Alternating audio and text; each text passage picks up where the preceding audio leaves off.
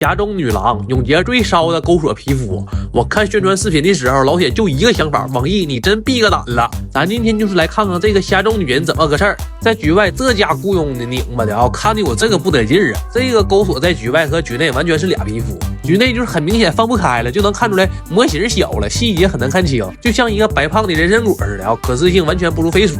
它飞出去的线就是那种猩红色的金旗，很明显，就这一点设计的很不错，很符合整体风格。然后呢，就是郭中人之后就看不着那女的了，就是一个爱心爆炸的特效，就是中规中矩，而且还没有很明显的音效，可能是我耳朵不好使，但就是感觉差点意思啊。总结一下，这个虾中女人的整体穿搭属性不如冰链，综合效果不如飞鼠啊，铁子购买欲望说实话真不高了。我觉得我的飞鼠还能挺。如果你没有动态钩锁的话，那这个皮肤你可以完全直接抽，毕竟飞鼠的免费获取途径太多了。下期就给大家出新角色希拉的捏脸染发和穿搭了，喜欢研究穿搭的赶快关注我，铁子爱你。